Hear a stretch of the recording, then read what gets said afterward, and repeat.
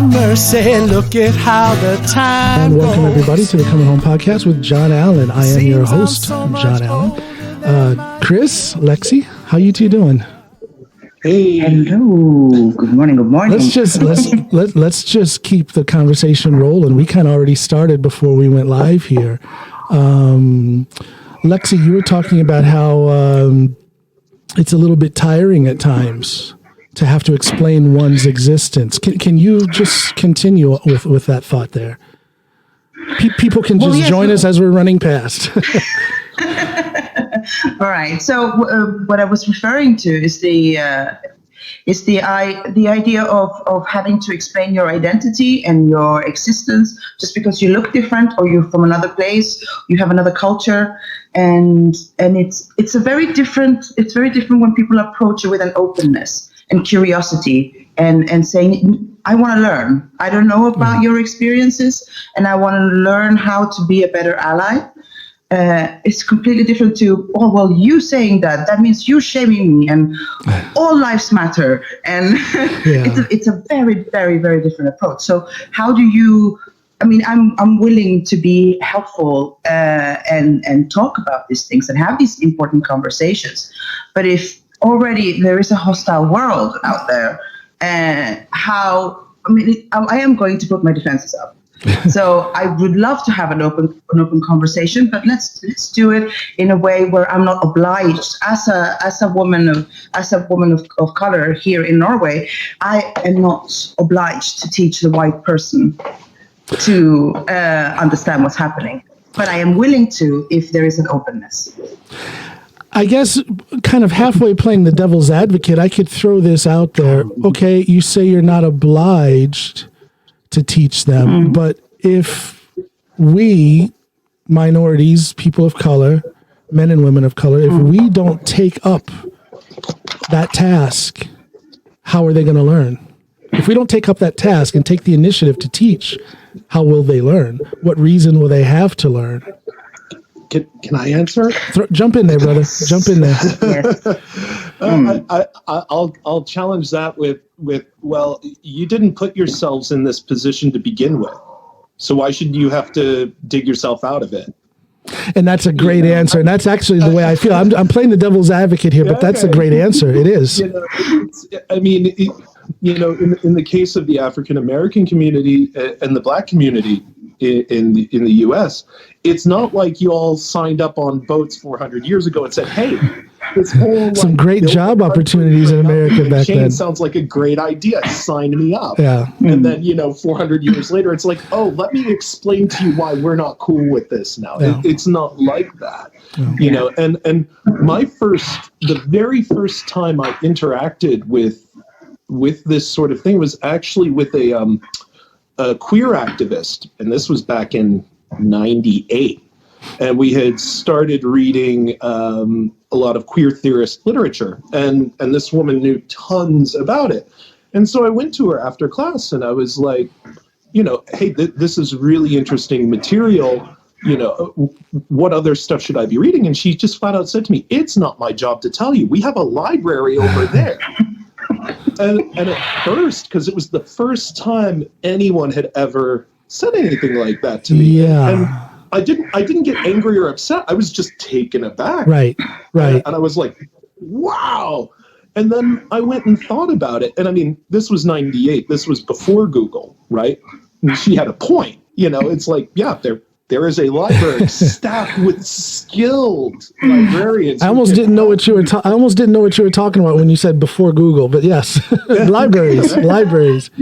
But yesteryear.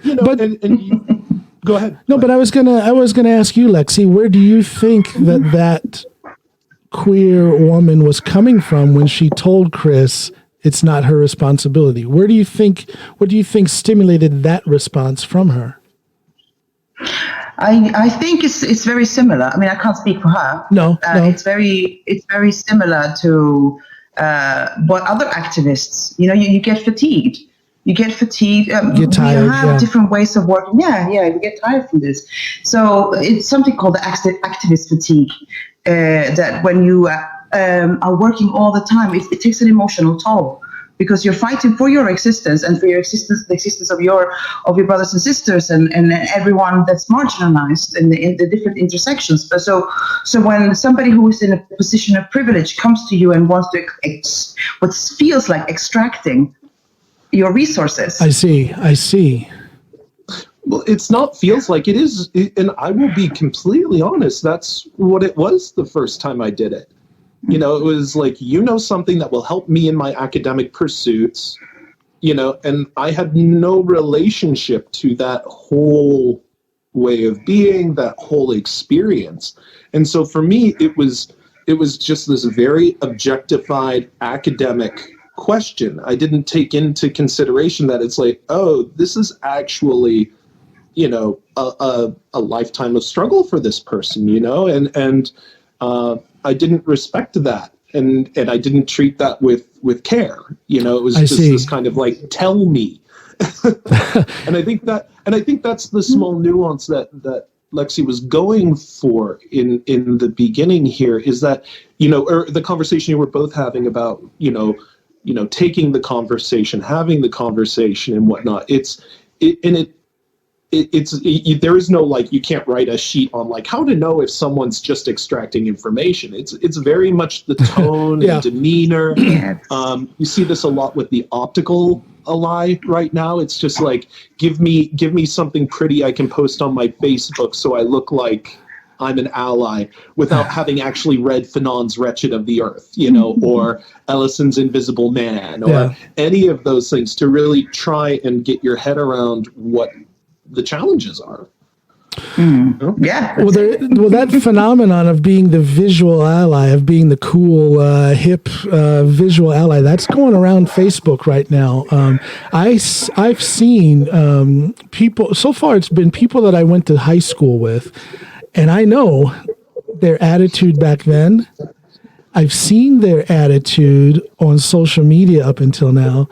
But oh boy, do they look so cool posting the Blackout Tuesday thing, and it's just helpful. And it's just like a facepalm moment. I can't even get mad because I have to hold out with the hope that maybe this is a genuine change in that individual. But the facepalm comes first. It's like, oh my gosh, what are you doing? But having said that, there seems to be a new wind of change in the air in the States right now. I mean, you see it in the video footage of some of these protests where a majority of the people out there marching are white people, and that's fascinating to me. I've never seen that before. You were going to say something, Lexi. No. I mean, you guys are from the States, so I want to hear what you guys have to say. Well, but here in Norway as well. The protest in Oslo. I haven't seen a lot of footage of that, but some of the footage that I saw, it appeared that most of the protesters there in front of the embassy were white as well. John, come on, that's statistics. Have you looked at the population breakdown? My lion eyes. That's like getting a bowl or getting a box of Cheerios and then being surprised that there's a Cocoa Puff in it. Yeah. Okay. I love it, Chris. I just love you. That's it's like, of course it's going to be white people. It's Norway. Well, okay, you could say, obviously it's an overwhelming majority of white people here in Norway, but one would think that the people who would be most engaged to the point to where they would actively protest, show up at a gathering of protest in front of the embassy, that they would be people of color. That's what I would think. Not in Oslo. No way. No, and Lexi can correct me if I'm wrong on this because she's more tuned into these matters. But my general experience with the police in Oslo is that if you're white, you can get away with murder. Full stop. If you are a person of color, know your place. What do you know about that, Lexi? Well, absolutely, he's right. I was just checking in on the numbers and trying to bring the experience of police violence and to Norway. So who are the people who are suffering most from that, on the receiving end of that? And there's obvious racial profiling here too. You know, there was a woman that was how do you say it? Kvelertak in Norwegian. Choked. She was choked. Yeah, she was choked. And then the same police officer choked another man 7 years later, and they weren't charged. So these things keep happening, and people, young people of color are being stopped in the streets and asked, well, whose bike is that? Whose phone are you carrying? They're being stopped in the streets, and so yes, it's there, and it's every single day. So maybe the difference. The States is much bigger, so you have much bigger issues that way. But here it continues. It's every single day. Little droplets of everyday racism that chips away at you. But who's talking about that? You know, and I believe you when you say that's happening. I believe you, but I don't have any firsthand knowledge of it. Now that could be because. I don't know. Am I an agoraphobe? I don't know. I guess I don't get out much, and I really don't get out much in Oslo. I'm not familiar with the streets of Oslo or the social situation in Oslo at all. So who's talking about this? Are there any groups that are shining a light on this problem of racial profiling? What you're nodding? Yeah. No, John. We need to focus on the real issue, which is getting to our cabin in times of quarantine. I'm sorry. Thank you for that redirection. Thank you. Let's stay focused here. That's it, though. Yeah. But are there? I don't want to interject. Yeah, please. One thing really quick, because I'm about to lose it, and we're getting really far away from the thing. Okay. When you were talking about why all of a sudden a bunch of white people are now participating, and Lexi and I were involved in a conversation just a couple of days ago where someone was saying that Lexi was shaming them for this very conversation, and I think that a large part of why there is greater white participation is the shame. And I think that from the white perspective, that shame is necessary. Oh yeah. That is the first step. Yeah. If you don't allow that shame in, if you don't, because shame means that you recognize that something is a bit off here and you may be a part of that. So I think that, whenever I hear people going like, oh, you're shaming me, it's like, because it's necessary. It's part of a process. Well, anybody who is witness to any type of racial disparity, America has been witness to this problem for hundreds of years, and very little has been done. So shame on you, America. Yeah. Shame, period. Now, when that shame or that blame is placed, that doesn't mean that the door is closed. Not for me anyway. I can say shame on you, but then continue a conversation that hopefully will enlighten and lead to some sort of action. And I wonder if white people, whether it's in back home in the States or here in Norway, I wonder if white people cannot deal with that shame. Is there a problem with admitting? Is there a problem with them admitting that they've been wrong or blind? It kind of destroys the image one creates of oneself. So think of the Norwegian, and I'm not here to talk bad about Norwegians, but think about the Norwegian soul. It's typically good to be Norwegian. It's that idea, right? So the goodness, the idea, the niceness. You break with the niceness. There's no room for anything else. So you have to pathologize it, like you saw with Anders Behring Breivik when he shot all those 77 children. He shot them. And killed so many people and injured so many people because he was a fascist and a racist. But he wasn't part of Norwegian society. He was a crazy man. So we place him out of our imagery of what this country is and the identity of this country, and we pathologize it. It's something separate from us, so we don't have to deal with it. And in terms of healing, so when we talk about in psychotherapy and we look at shame and that, it is so unbearable that we need to project it onto others. And that happens on a large scale as well. So anything that's bad is something that doesn't look like us and doesn't look like the goodness, but the one that we believe is good. So minorities will get it. Yeah. We get to sit with the shame. So the shame turns into anger. If you're not heard, the healing comes when empathy. I mean, shame cannot survive with if you have empathy there. But if you are met with police violence and discrimination, if you're met with horror and silencing and everyday racism, your shame is going to turn into rage, and you're going to want to burn everything. Yeah. So and just from a different side on the whole shame as a white person, I think that I was rewatching some stuff on redlining yesterday. So yes. This is an example. And, a lot of white people don't realize that they just flat out don't realize that the very place that they live exists as a function of systemic racism. Yeah. And that doesn't mean they're guilty of something. That doesn't mean that they're guilty of something. People who are like I have my friends, I treat everyone with equal respect. I'm doing my best to be the good actor. And then, they are very validly confronted with this statement that, well, you were brought up in a system of racism. As a white person who, maybe isn't working through these challenges and issues, to suddenly be called or to have the term racist invoked alongside their experience, it can be confrontational, but not in a bad way. And I think that, and this goes to the point at the very beginning where if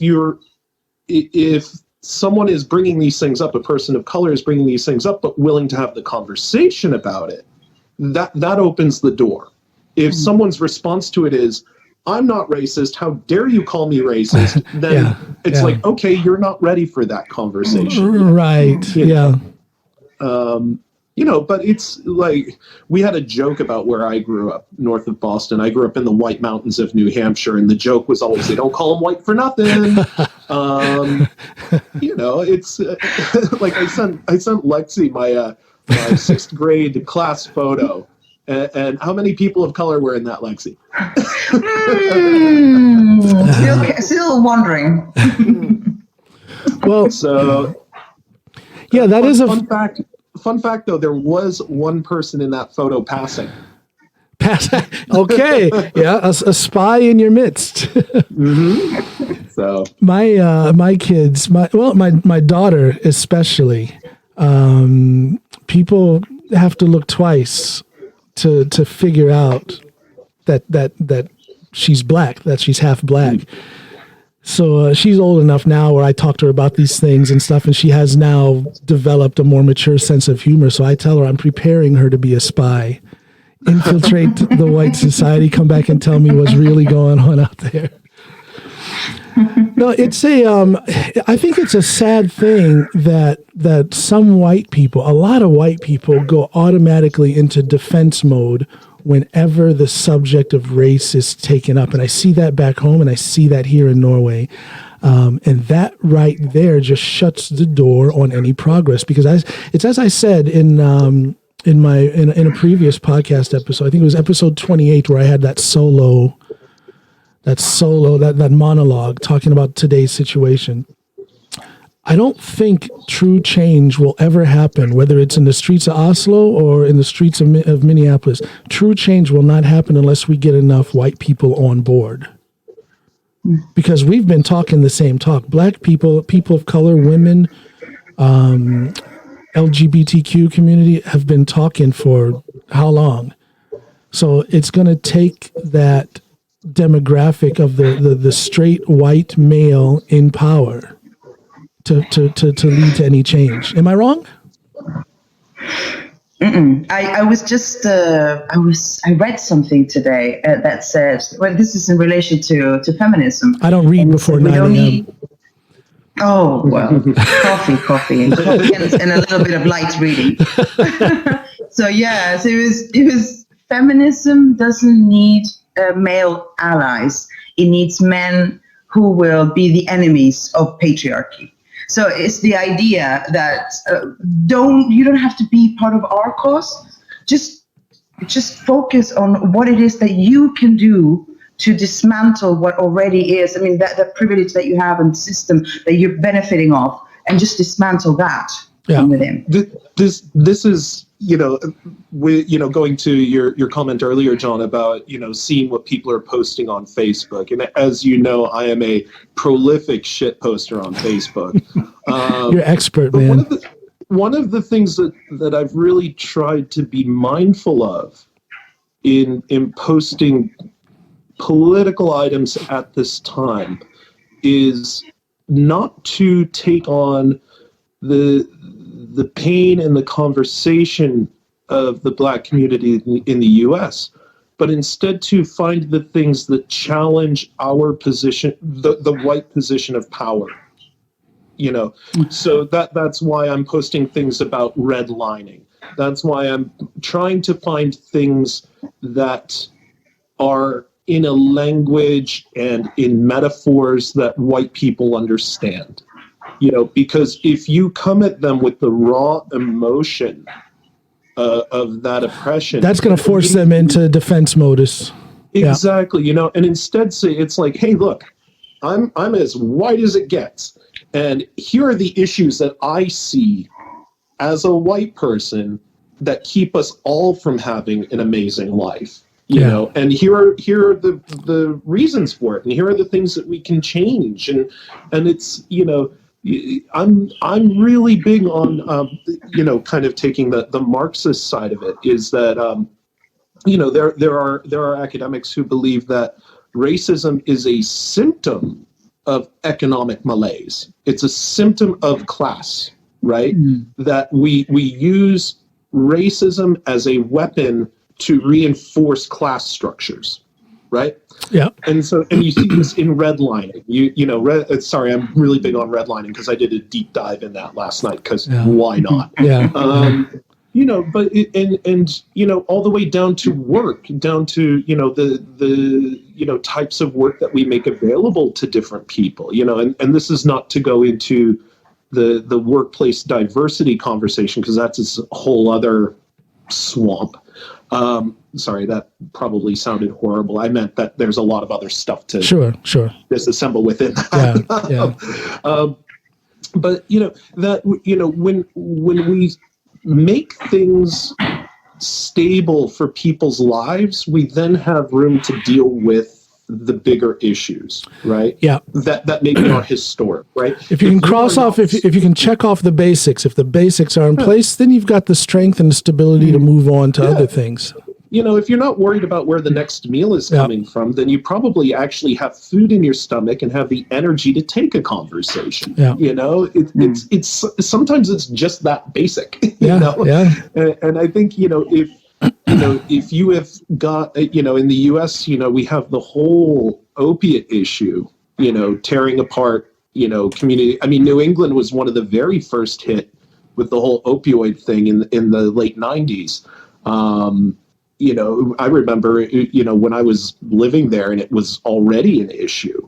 And then it just went like wildfire through, rural America. And that's why it became an issue, was because all of a sudden it was moving out of the rural areas into the suburbs, and affecting white middle class people, and then it became an issue. It only took 20 years, but hey, it's not like opioids have been tearing apart the African American community for decades, and it's not like we had anything to do with that either, but it is very much about, if you do not allow for stability, then you can't have those conversations. It's difficult.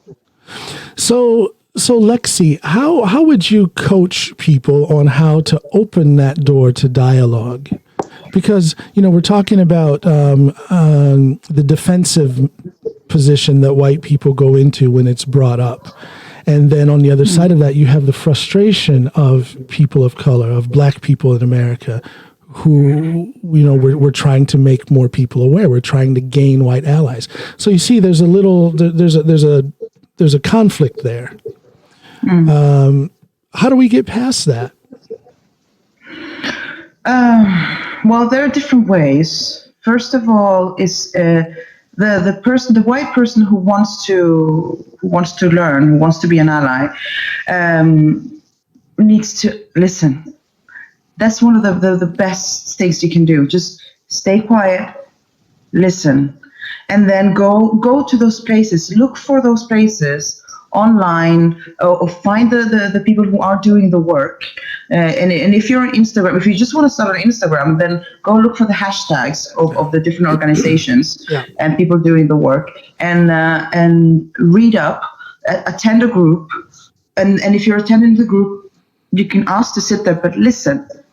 Don't put your ideas up, but I feel, and you know, because you get that but I feel I'm not a racist. Then we can't have a conversation. It's very difficult to go in, unless you're predisposed to, you know, if the person of color is predisposed to having this conversation again and again and again and again to the most tiresome level of exhaustion. Yeah. But listen, that's the one thing. I don't know, Chris. What have you learned from this time? I'd like to hear more about. Yeah, I'd like to hear more about what you, because if I understand correctly, you two have had a dialogue about this subject. Yeah, and that's what I'd really like to hear about that. Patient. there. I mean, even, you know, I know people will sometimes look at me and go like, "Wow, he knows a lot about this," and it's like, "Oh, I still screw up all the time, like all the time." Just last week, I was with Lexi and a couple of her friends, and I did exactly what she was saying, you know. And it's like, it is so important to just shut the fuck up and listen. Like, well, like what? Okay, so you made some sort of mistake then with Lexi and her friends. What happened? What happened? Oh, we were talking about something. The specific topic escapes me, but I decided just to, and it wasn't necessarily to defend a position, but it was definitely a position of ignorance. That's for sure. Okay. You know, where, you know, her friends clearly had more insights and richer insights on the matter. And I apparently just didn't want to hear it, and, you know, and it happens, you know, and I think that's the other thing, you know, is kind of recognizing when you've put your foot in it, you know, and then retracing your steps and going, okay, I've put my foot in it. Where did I go wrong? I need to go back and do some reading. I need to go back and look at this, you know, and reevaluate the position that I had in it. You know, but over the longer conversation, it's definitely been about listening and being comfortable with putting your foot in it, but then reevaluating, you know, because we've had several occasions where I've put my foot in it, and, you know, I now know the look on Lexi's face. She doesn't even have to gesticulate anymore. It's just, there's this specific look she gets, and it's like, yeah, okay, okay, here we go. You know, and you know, but it's a learning process, you know, and I think one of the big mistakes, this is a huge mistake white people make, is when we talk about racism, we talk about it as a uniform thing. Explain that. What do you mean? Racism for the Latin community is a very different beast than racism for the African American community or Black communities. It's very, you know, homophobia is a very different type of oppression.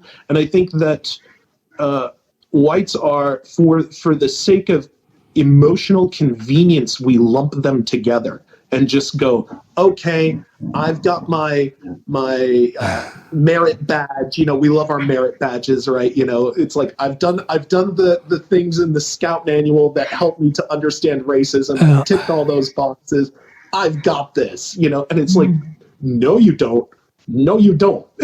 You do have this, you know? And it's like a lot of the challenges that Lexi has as a Latina woman in Norway are going to be very, very different from challenges you may have, John, as an African-American male in Norway, and will be very different from a Somali male in Norway, you know, and it's layers upon layers upon layers. And I think the big mistake that we make as whites is we just lump them all together and don't make the effort to understand the complexity and the nuance in it.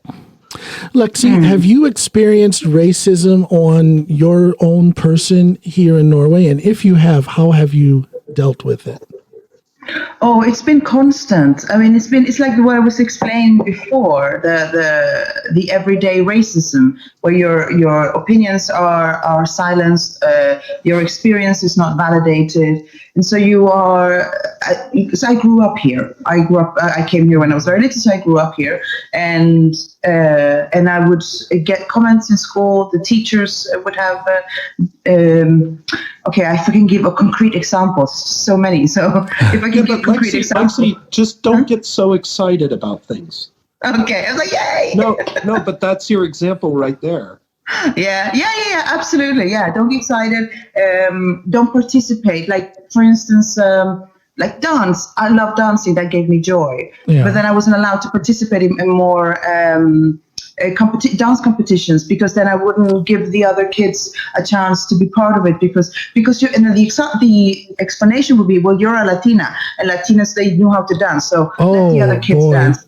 Wow. And you know, little things like that affect you as a child, you know, and or don't have this opinion. Oh, you think that way because you're not from here. Yeah. So making it every day, all this little. The little droplets of gaslighting, which it's a gaslighting. Yeah, gaslighting and microaggression. Yes, on a daily. So, but it's really difficult, because when you say, "Well, I've experienced this," then people will say, "But you look at you. You have a pale skin. You wouldn't be able to, and you speak a Western Norwegian accent. So you haven't experienced what you say you have experienced." And same with my name. My name is pronounced Alexandra, but I'm Lexi. You know, what do? You start passing. You start doing things. You start switching. You start doing things in order to get a fair opportunity in here. You know, there was an article I was reading about people with names that sound foreign here in Norway. The chances of them being called in for an interview, it reduces by 25%. Immediately, so just because of their name. Yeah. Can I share an experience on that? Yes. At a company I was working at in Norway, I was a hiring manager, and I brought in a wide range of candidates, and there were several candidates who at the end of the interview, I mean, they weren't great candidates, like just from the professional side, it was like, you're not, like, you don't have the skill set I need. You know, it was very objective stuff. You know, great people, clearly good at the things that they had, but, you know, it was kind of, you know, just standard job interview. It's like, it's not exactly the right skill set. You know, I need someone who's used to working with big data, relational databases. I mean, it was that kind of thing. But at the end of the interview, they would like take me off to the side a little bit, and they would just be so grateful. They were like, "Thank you so much for letting me come in for an interview at least." There's a sad beauty in that. There is a sad beauty in that. Oh. You know, and I mean, you know, I'm a softie. I was heartbroken because it's like, you don't have experience with Hadoop. You know, and it's like, but it is very real when I have candidates after a first interview taking me aside and go, "Thank you for bringing me in," and I my response is, "I'm sorry, I still can't pronounce your last name, but I'm giving it a shot." You know, it's like. And it's very real. You know, I had one candidate tell me that they had applied to 200 jobs. Yeah, imagine that. Like 4 interviews, and their CV was great. Like, it wasn't an issue with their credentials. Great credentials. But you, Lexi, Alejandra, do you find comfort in being self-employed? Do you find that as a type of escape from that corporate microaggression that you would experience if you had a boss, putting limits on you because of their perceived notion of who you are based on where you come from? Yes, I mean, I think it's different layers there. It also has to do with my personality. I like freedom. I like having the freedom to do whatever I want, whenever I want, do what I please. And then that's where creativity for me flourish, and that's really important. But it's also that, definitely, having really strict rules and societal rules. This is how you behave. This is what we believe here. This is how we do it because we've always done it this way. And that to me, it just what's the word? If you were a flower and then you start becoming brittle and small, and that's what happens to my soul in places like that. No, that enable that. That's the main reason why I started working for myself was because of that. I got tired of being undervalued, and I believe that most of that undervaluing, if there's such a word, was because people just saw the color of my skin. He's not Norwegian. Oh my gosh, and he's black. I truly feel that. Now, I'm not saying that the first job I ever had here in Norway, that was great. I mean, they cut me loose. They let me run a project, and that was fantastic. But since then, the other jobs that I gravitated to before I started working for myself, it was just experience after experience of being undervalued and not appreciated and talked to as if I'm a child. I'm a grown man. Oh, there you go. Yeah. So I will challenge that a little bit because I think that's more a chunk of it is the Norwegian work environment. I was having this conversation with a white British colleague about an incident that had happened at work. But I won't deny that happens to white immigrants or white expats. I'm not going to deny that, but I'm saying that my experiences, I can put my finger on it and say that it's because I was a black non-Norwegian. And I was getting to that point is that it's like, okay, so my colleague and I can cite one instance in a year where this has happened to us. Okay. That was the point I was getting to. It's not to say like, oh, I feel you, brother. It's quite the opposite. It's to say that it's like, but see, if it takes two white guys to get in a room and have a conversation about the one time it's happened this year to each of them. So I've had those experiences, and I count my blessings. I'm very fortunate to have the upbringing that I had. I'm fortunate to have the education that I have, and I'm fortunate to have the role models in my family that I've had, because that has given me the strength to experience things like that in the workplace and in society in general. But I continue to march on. Yeah, but it and I look at no, it shouldn't be like that. And what I'm getting to is that there are other black people of color, other immigrant groups who maybe they're coming here without that solid upbringing. Maybe they're coming here with trauma of some sort that weakens their resolve. And I think if these people have experienced what I have, and many of them have experienced worse. I'm talking about once they've come here to Norway, as far as discrimination and limits that are put upon them. It does not surprise me that there are a disproportionate number of immigrants, especially black immigrants here in Norway, who are unemployed and on the outskirts of society. We can also take that same thing and put it back in the United States. When people who live, in these black neighborhoods who have been oppressed by the police for generations, clearly those people are the incidences of that solid upbringing with a lot of confidence, with good role models and stuff, that's they're not blessed with that. So their reaction, the fallout of that trauma that they're experiencing is catastrophic. How do people find the strength to get out of that? Well, the answer is they don't. So that's why I put some responsibility on the white community, whether it's here in Norway or back in the States. That's why I put some responsibility on them to be aware of the power that they have. They are the one. It's going to take that engagement from them to make a change. Lexi, you look like you wanted to say something.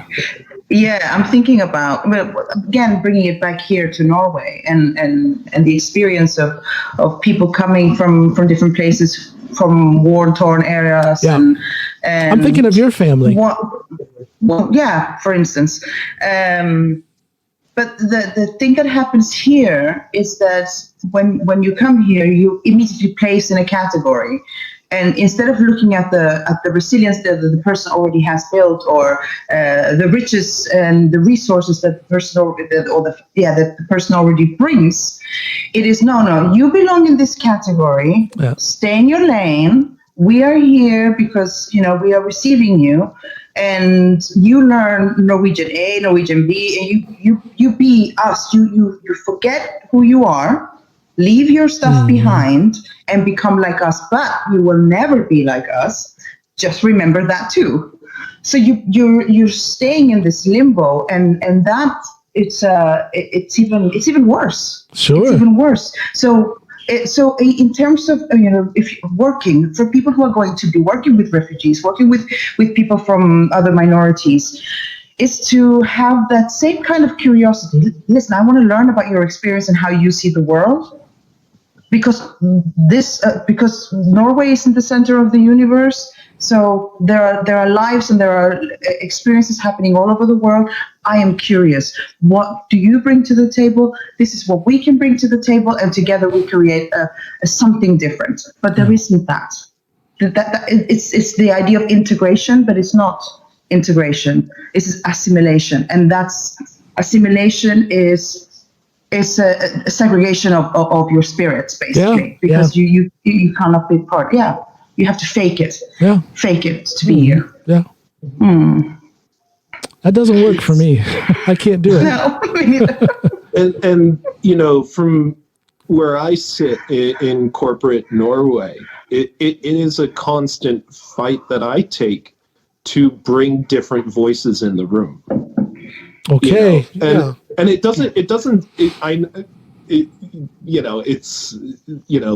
let's talk about me putting my foot in it. Here we go. Step in it, get up, roll around in it. Yeah. Get dirty with it. But it's, we were having a conversation earlier about what is it that, whites need to do in this. And it is sometimes just as simple as being in the office and going, well, why aren't they in this meeting? Yeah. That's what I'm talking about.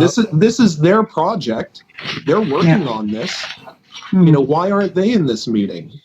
And really, it's that proactiveness of saying, I know that this is wrong to not include these people. I'm going to take the time and effort and energy to make sure that they are included, that they are at the table. And even if it is a stupid meeting about server configuration, the heck is that? That is your job. Your job. I have no idea. If your job, pick any job. Pick any job. And that is your responsibility, and that is what you do. But then there are constantly people taking meetings about your job, deciding how you should be doing your job, whether you're doing your job right or not, and then they just come back to you and tell you this is wrong. Yeah. And that touches on what I experienced in my employment life, when I wasn't working for myself. That's what I experienced over here in Norway. And it's I don't know if it's pride, I don't know what that is, but I can't accept that. I can't let that happen to me. Well, it caused a lot of trouble. It caused a lot of trouble because I spoke up about it. And Yes. It also goes to kind of but it's also a bit the Norwegian mode of working. The way I like to describe it is that there is huge qualification inflation in Norway. So just by default, if you don't have a master's degree, like there are meetings I have to fight to get into that I should be in, but and it's not to say, again, to the point I was making earlier, is that it's only amplified when you then layer in race or gender into it. I'm not saying, oh, well, this happens equally across the board. It's simply to say there is this kind of baseline behavior in Norway that is then amplified if you do not look like them, or you don't speak like them, or you don't, all of those things, and so it's, I don't always do it well, but I always try to do my best to get the different voices in the room. Yeah. And I think if you work for the larger companies that have a multinational presence, then it's a bit Norwegians are a bit better about that inclusion, because they have colleagues in Singapore, they have colleagues in different countries, but it's still a challenge. It's still, they very much think that they have the answer. But speaking up is the problem. You were saying you were speaking up. And that's when you got in trouble. No, I'm saying too. Sorry, John. Yeah. You saying you were speaking up and that became a problem. Yeah. Yeah, because it's like, stay in your lane. Yeah. We get, it's almost like I should feel myself so fortunate to be in the position I'm in. Here you go, boy. This is what you've got. Accept that, and don't you dare ask for more. Yeah. It was it's kind of that experience. But I wanted to ask you, in your world as a psychotherapist and sexologist, your clientele, are you giving a service to minorities that they feel locked out of because they're minorities, so they come to you because of that minority connection? They do come to me because I advertise at Radio Latin America, and I want people to know that this is an option. Somebody who has that experience and somebody who is going to understand them on a different level. So your clients feel that they're going to get a different understanding from you just because of your background. Your family's from Chile, correct? Yes, that's correct. Well, I can't speak for all my clients. I can't say that, but that's something that I offer.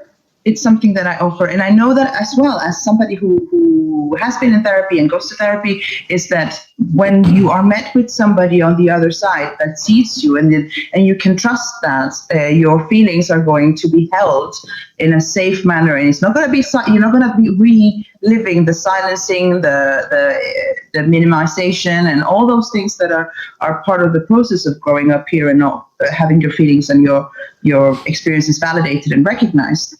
When you know that you're on the other side, you're going to be held and seen and heard, then that is already a big part of the healing process. Because, so yes, many of my clients come from different backgrounds like that. I guess I just was kind of, I started thinking, if I were to go to a therapist and it's a Norwegian guy, I just wonder how, I don't know, I wonder how a Somali, for example, knowing that there are many, many preconceived notions here in Norway about how Somali men especially are. I wonder if a Somali man could ever be comfortable and just and let it all out in front of a therapist here in Norway. I wonder how much of a problem that is. I don't know if you have any insight into that, or. And I'm using a Somali man as an example. I could use myself as an example. I wonder if that therapist's preconceived notions of what he thinks my background is, I wonder if that will play into how he will treat me as a patient. It's just a thought. If you look at, it's a really important thought as well, because it's a disproportionate amount of white people in this profession. Because again, this is part of privilege, right? So I recognize my privilege that I was able to study this, that I could take 5 years to go and do this degree and everything and what that meant financially and everything. But not everyone has that opportunity. So if you are from a minority and you already come in living in a poorer, more vulnerable areas, it's going to be difficult to have access to that kind of education. Right. So it is also, that is one of my roles within my profession, is to be able to speak up and say, guys, we need to do something about understanding intersectionality and not coming from a looking down position, but actually opening up and looking at other experience and learning from and reading and learning from practitioners. There's something called liberation psychology, and it's psychiatrists and psychologists from Africa, or have the African experience, who are doing amazing work, and they're taking, because everything that we learn comes from a Western way. You're sick. You don't fit into our box of what's right and what's wrong. So you must be sick. While we have to explore other cosmovisions, spirituality, and bring that in, without looking at it as you must be sick if you have this experience. So there's a lot to unpack, and there's lots to work on within the different professions there too. Yeah. I think just to throw a little bit in there, and it's to that point.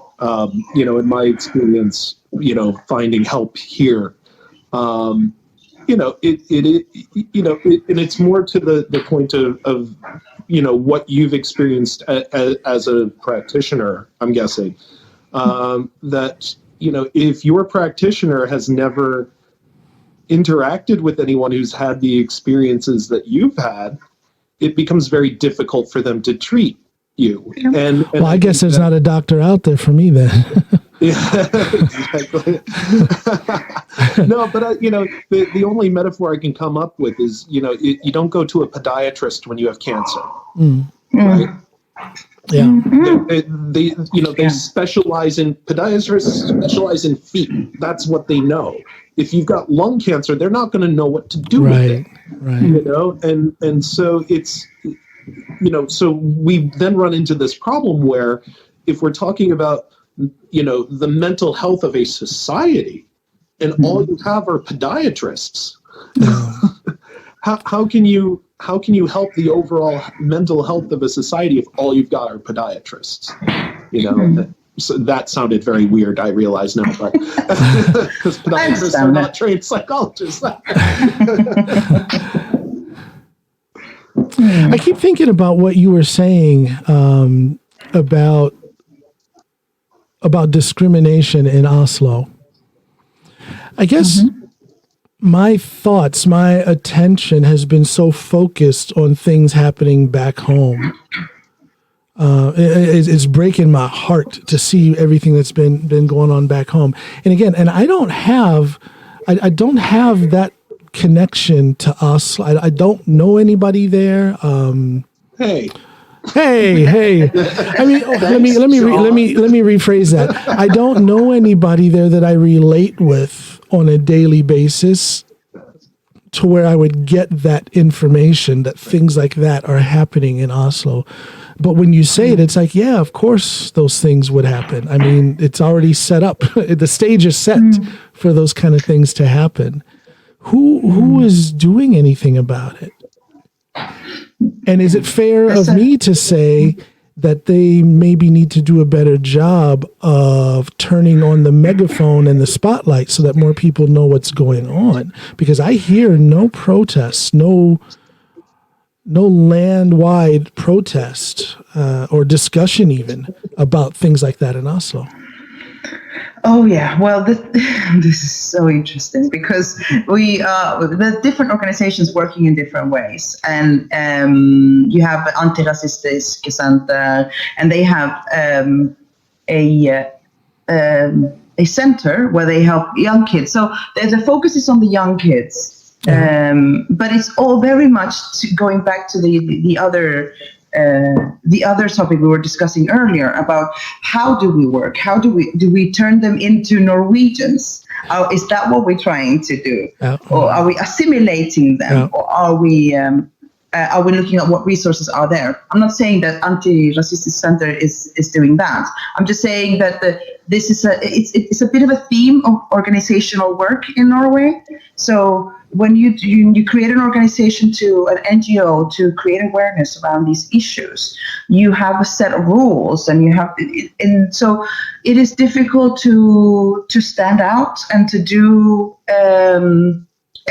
like a nationwide riot and uprising when everyone is very much in a controlled way of organizing and talking about these things. So yes, there are projects, people are going to schools, and there are things like this happening. Now, in terms of activism, and now I can just talk a little bit about my activism. Yeah, please. which is from the Latin community, the Latinx community.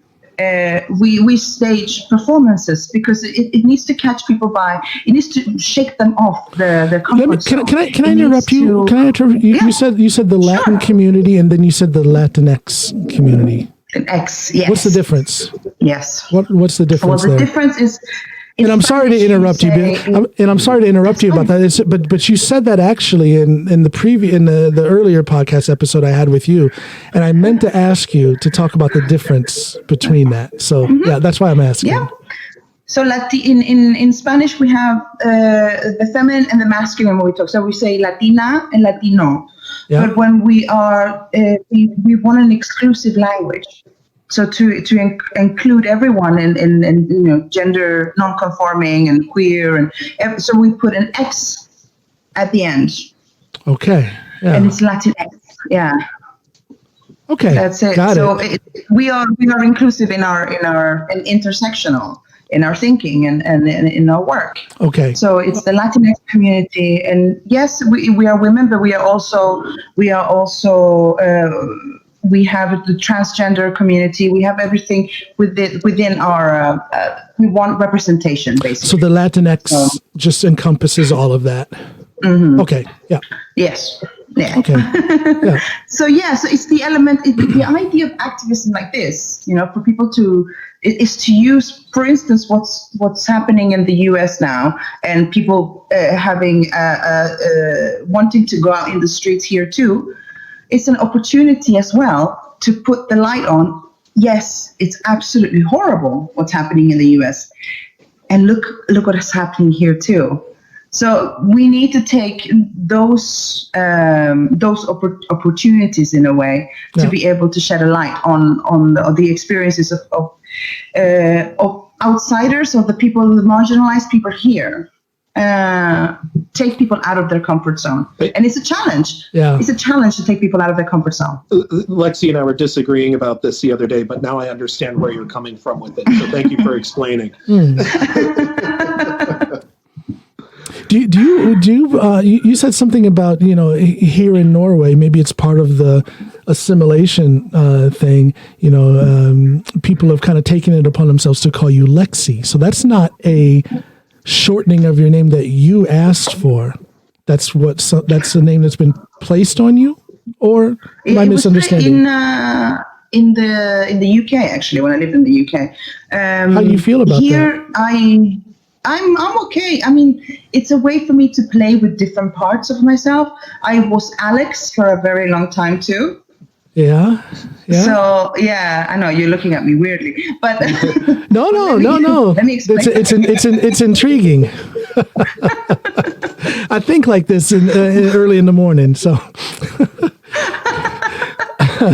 Well, I'm interested in something called subpersonality. So in psychology again, this idea that we have this persona that we present to the world. Yeah. And then we have another one that we are with our families, another one we are with our friends, a professional one. So I, in order to integrate all parts of myself, what I did was to put names and see how would this part of me work? How would this? And then people started calling me things. It's like, this fits, this works.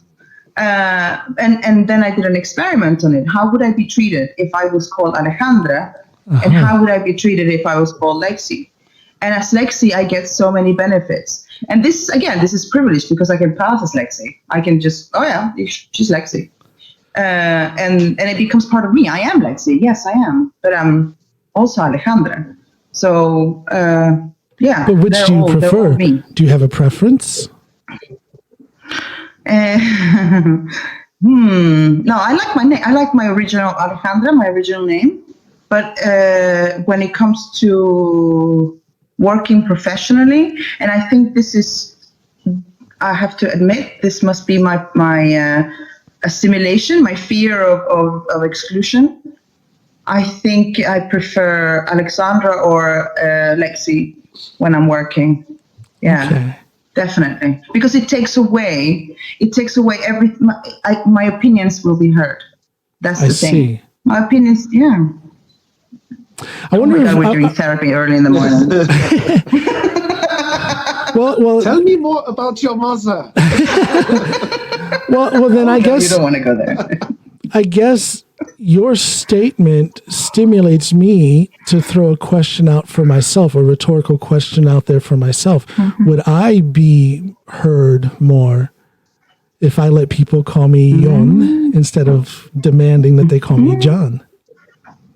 And what do you think?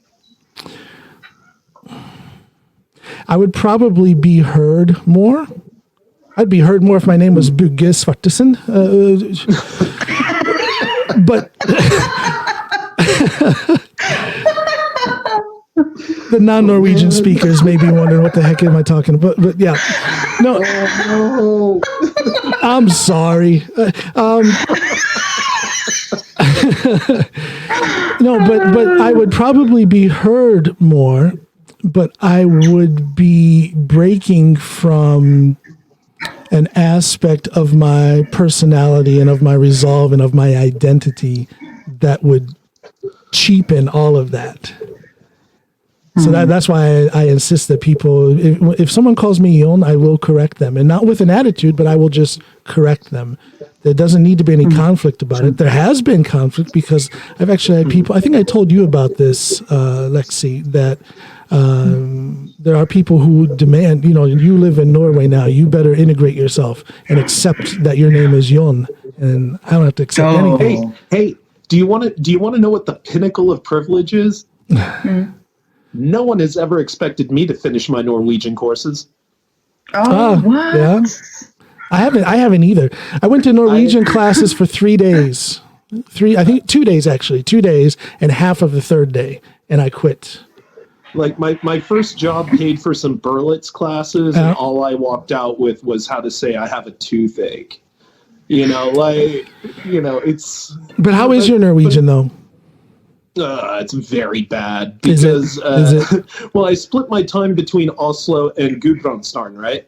So in Oslo, it's very straight up bokmål kind of style Norwegian, but up here they speak some weird hillbilly dialect. And so when I get back to Oslo, especially because now I'm up here in Heidal for 3 weeks, and I'm with my sons who are saying things like "Iftorishe," and I'm gonna go back to Oslo and say that, and people are gonna be like, "Yep, you've been on the farm for a few weeks." Yeah. And then it all kind of gets mixed together, and so I always say to people in meetings, it's like, yes, I can speak Norwegian. You will ask me to stop within 30 seconds, and they're like, try me. And then I speak for 30 seconds, and they're like, yeah, you don't need to talk anymore. Don't do that. But the original point is that, no one's ever expected or demanded of me to learn Norwegian. Interesting. It's just never. Well, that's an example of privilege here in Norway. Then, yeah. I mean, when people are drunk, they'll usually be like, "Oh, you live in Norway, you should speak Norwegian," and I'm like, "I don't have to because all of my colleagues are in the UK, and I spend 10 hours a day on the phone with them." So, and everyone's like, "Oh, well, you have a job with people that you work with people in the UK. Well, then I guess it's okay." And it's like. Right. But you come from anywhere else, and all of a sudden, it's even my British friends who live in Norway. There is a greater expectation on them than there is on me as an white American. Interesting. Because I don't know if that's just because people think we're linguistic write-offs or something. That's part of it. That is part of it, I think. It's like I studied French, Spanish, and Japanese when I was in school. So, I can do it, but it's.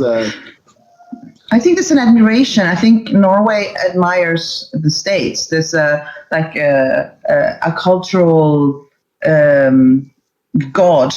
A cultural god of this secular country is to look to the States. So. They would want you to speak English and American English. Yeah, it's just so wonderful. Yeah.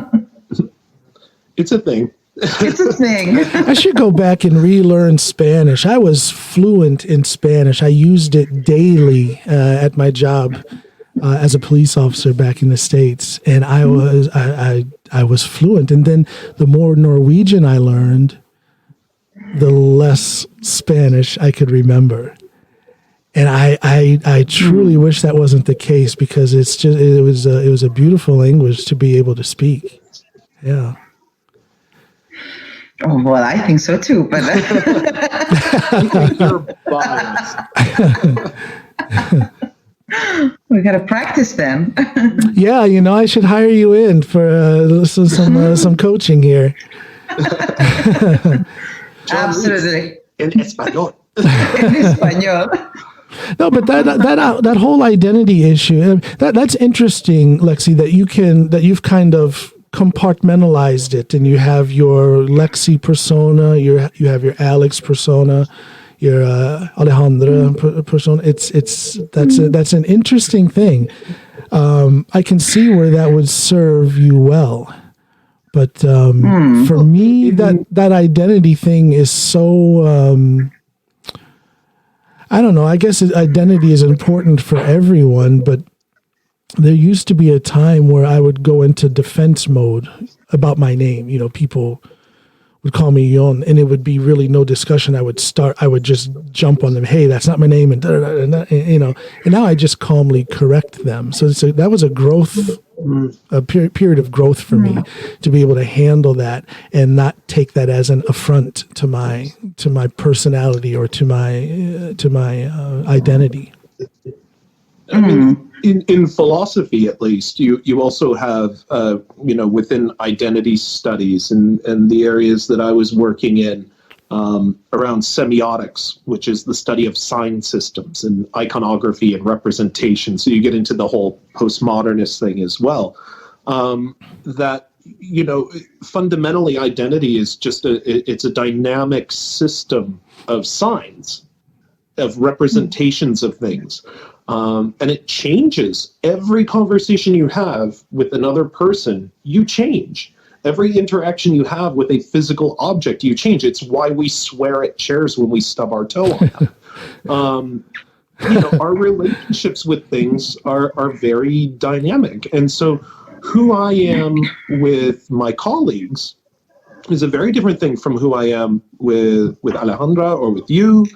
Or with any other number of people. And I think that what you were pointing to is if you already exist in a context where identity is very brittle, especially, I think anytime you move countries, your identity becomes very, very scattered, and it's very difficult to retain those connections. I'm here to tell you. Inside yourself. Yeah. And so if all of a sudden the one constant that's always been there in your whole life, the pronunciation of your name, is also being taken, then and it seems like such a small thing, but it's so fundamental. It's like, this is who I am at the bare minimum, from the day I was born or whenever my parents decided to name me.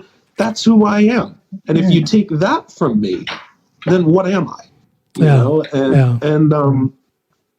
So to me, it's not at all surprising that you went through that experience. I mean, in Norway, they always screw up my last name, so I'm always getting called hot dog.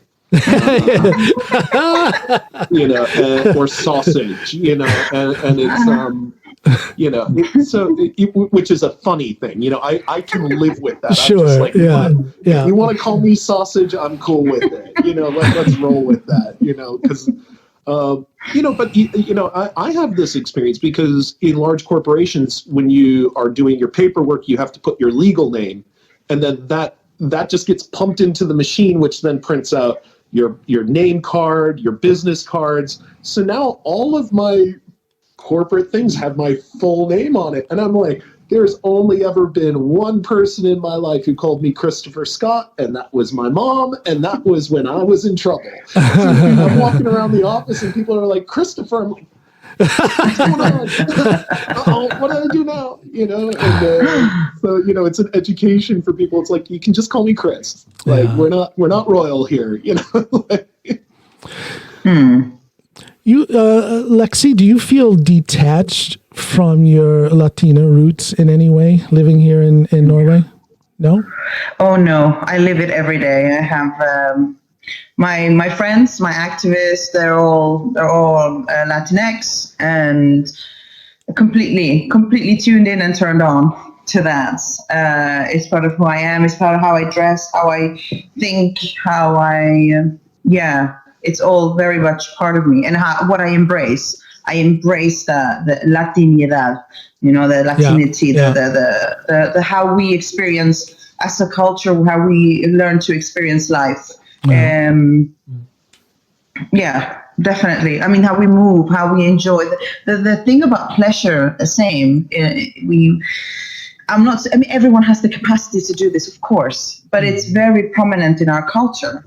The gathering of people and enjoying together and spending time preparing the food and shouting it out loud when you really like something or don't like something, and being out there with your emotions and expressions and then the sensations, and that's all. You're living in that pleasure.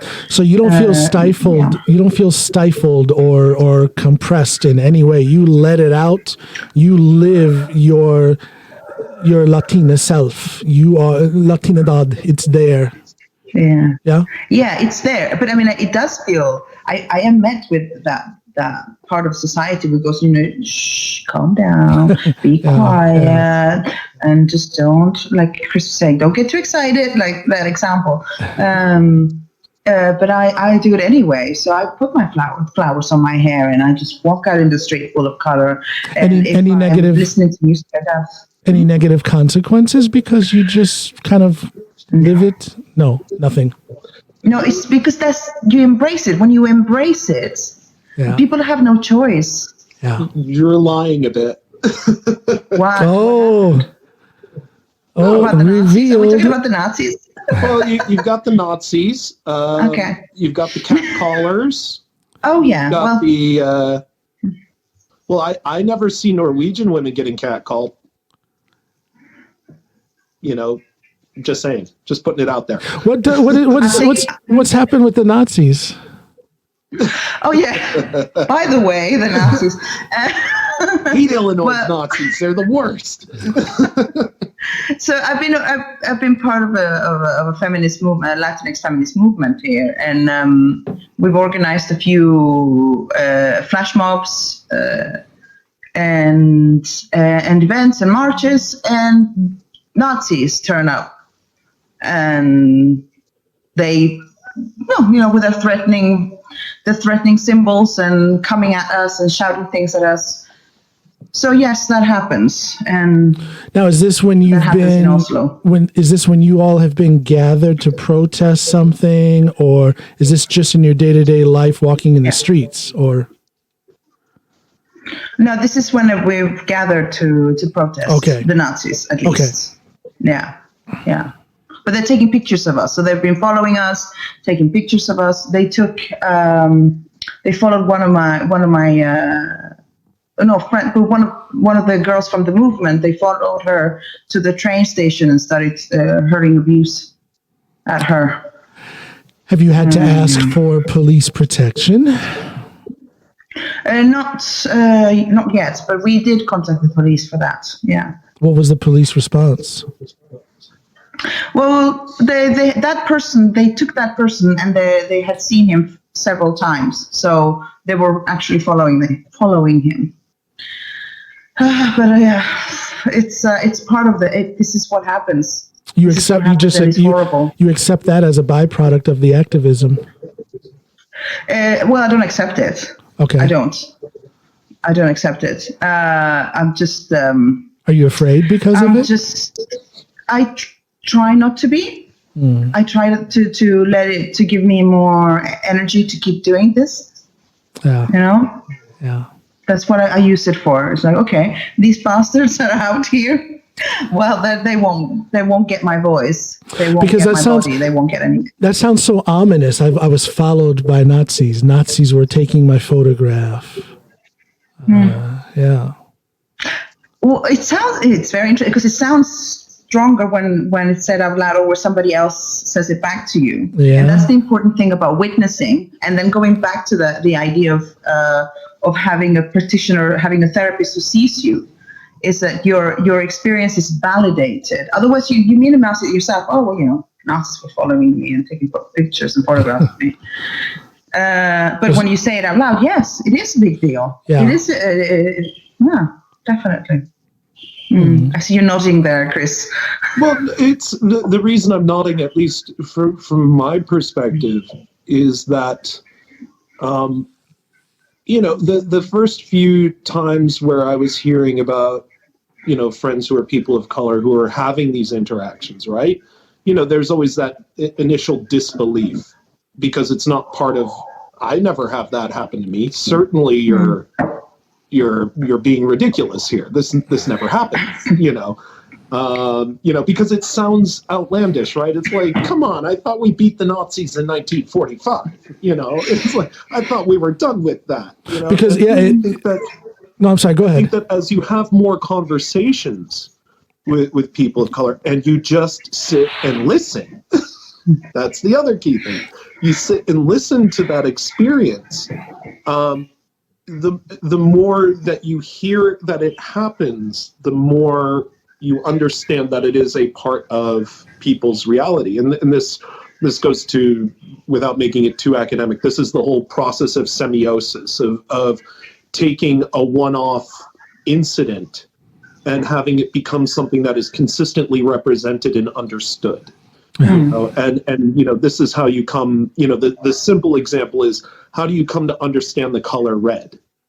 Well, it's because as you're growing up, someone points to a thing and goes, red. Right. And they do it over and over and over again until you understand that that's red.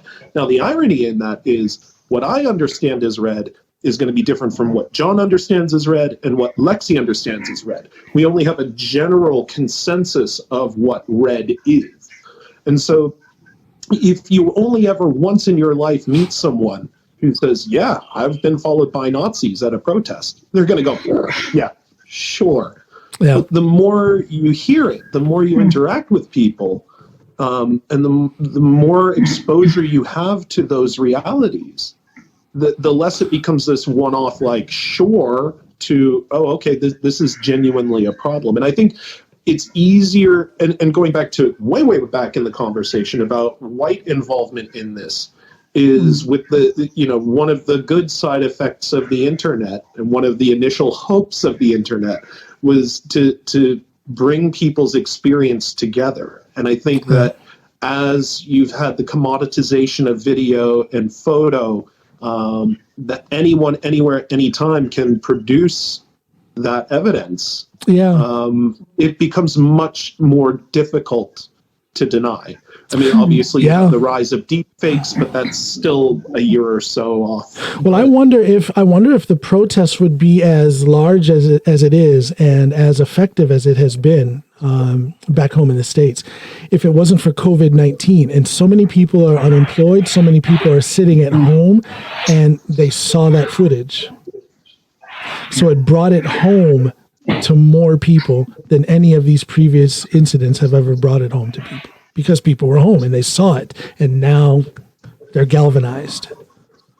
It's one piece of it.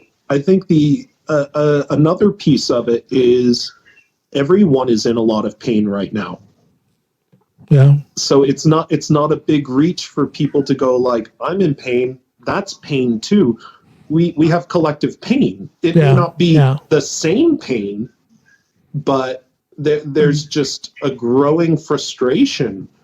You know, it's like, you know, so maybe you're unemployed white in West Virginia, frustrated at the government's response to this, that now they're out of a job and I can't work and I'm struggling here. And then they see someone else's experience with poor governance and they go, hey, okay, this government is not working for us anymore. Yeah. You know? And so even though they're coming from different directions, it ends up being a commonality of recognizing that, okay, maybe the way that we are being governed is not working for anyone. Yeah. You know, and then that becomes that thing that brings people together. It's certainly, please don't misunderstand the point I was trying to make. I'm not at all trying to dismiss the impact of video footage. Absolutely. And I think that, you know, yes, the simple fact that people are sitting around watching the news and then that's just thrown in there. The timing of it, I believe, has a lot to do with the level of protests that we're seeing now. Absolutely. I was thinking more around the why all of a sudden whites would get on board with this. That's more the thinking I was doing. Because I mean, we see things all the time. You know, but why are we acting now? Yeah. Good question. I mean, you know, it's like I still remember seeing the Rodney King video. Why didn't anyone act then? Yeah. You know, and I think that's also why, you know, this is when you start to feel a little old. Why you have a lot of people getting really worked up around, you know, Trump threatening to use the Insurrection Act, because that was 92 was the last time it was used in LA. And that, like, I remember being a kid and seeing that on TV, and that was terrifying. Sure. You know? I mean, and I think at least as an American, that as a white American, that was always the one thing that really scared me, was anytime you'd see the military rolling down the street. Because up where I lived, you would have tanks rolling around a lot because they would do war games up where I lived. And so anytime you saw like tanks and shit, you know, or like we would be driving down near Pease Air Force Base in Portsmouth, where they would fly refueling tankers and B-52s out of. You know, it's a very ominous thing.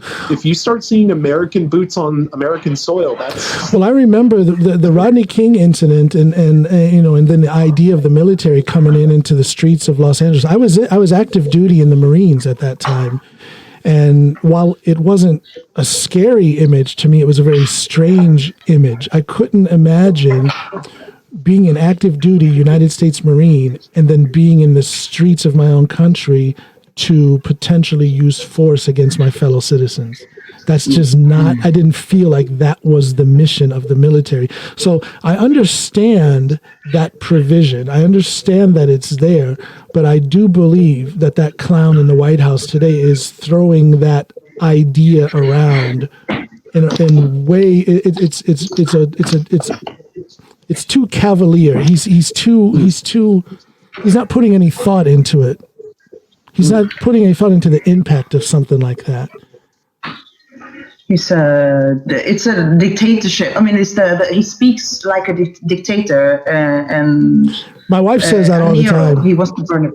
Yeah. She says that all the time, but I counter with this. Yes, he's talking like a dictator, but he's just making himself sound like a fool. I guess I still have faith in the American people. I still have faith in Congress. I still have faith in the Constitution that if things were to get too bad, they would invoke, the 25th Amendment, where his cabinet can remove him from office basically because they find him incompetent. I still believe that is what will happen if things get too bad. So I still have some hope. No. Am I wrong? No. Abandon all hope. I'll tell you why you're wrong, John. Stop being so optimistic, John. Okay, tell me. Tell me why I should be a negative Nancy. So, no, and here's the all of the fail-safes have been very intentionally broken down in this presidency. That's if true. You'll notice congressional oversight is gone. Congressional oversight is gone. We have very few installed secretaries. Most of them are acting secretaries. That's true. Which means they're there by presidential appointment temporarily, and they can be removed as soon as they inconvenience him. Well, I guess when I say that completely goes around that congressional circuit breaker. I guess so if he can just remove whoever and put whoever in, if he hears rumblings that people are starting to lean towards the 25th Amendment, he can just go, "You're all fired. I'm bringing these people in." So where's the circuit breaker? There is none. It's gone. What happened to Lexi? It's all legal. What happened there, Lexi? I had to charge my computer because it was going off. Oh. It's like, oh no. Listen, though, people, this is a great conversation, but I'm looking at the clock here because I have a pre-interview. I'm going to be speaking in front of some school students tomorrow, and I have a pre-interview with that teacher. She's going to be contacting me here shortly. So I guess people want to hear what I have to say. I don't know what that's all about. What's that all about? What is that all about? So I guess I'm too familiar with you guys. I'm sitting here unwashed, no shower, no shave, but I do have to do that before this. I don't know. You guys see where you fall on my social ladder. I didn't shave and shower for you guys, but I will for the next person. Yeah, exactly. I am honored. If you can see my completely disheveled beard, or that I've been playing with these like hairs at the back of my beard that I've missed, so they're super long, and I'm just like, That makes you look scholarly. It makes you look scholarly. No, it's scholarly when you choke your chin. It's not scholarly when you're playing with your neck beard. It's a different thing entirely. Different thing entirely. What do you guys have going on today? Is this a regular work day for you guys? Yeah. Yeah. Yep. I'm going back to doing whatever it is I do these days. And you, Lexi, do you take in clients at your home? Do you have a home office? No, I have an office in Frogner in Oslo. Okay. And then I do, but I also do online. Okay. So I do both. Of course, online. Yeah, of course. Yeah. Well, I'm sorry I had to cut it short, but it takes a long time to make me pretty, so I need to start shaving and showering and all that stuff. I can never get pretty. I try so hard. I put so much time into it. Beautiful man, John. Don't let anyone. Yeah. No matter what they say, Christina Aguilera. You're beautiful. Listen, I enjoyed the conversation today. As you both know, you guys are always welcome here, and I appreciate you guys throwing some thoughts on some important issues. You know, we talked about identity, we talked about activism here in Norway, activism back in the States, and we're just trying to make sense of the whole situation. And I appreciate you guys' contribution.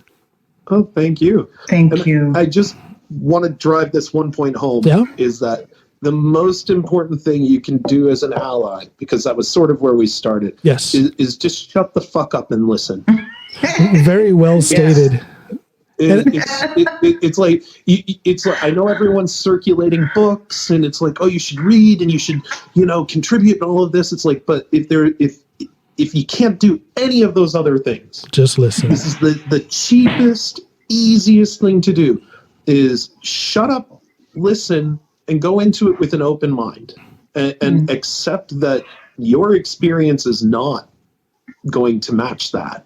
And you just sit and listen. And it's like, yeah, everyone has had hardship in their life. It doesn't mean that you need to someone else's struggle, which is, ingrained in centuries of oppression, just because you didn't get into the school you wanted. Or maybe you think you should be getting paid more, or or someone cut in line in front of you, or whatever.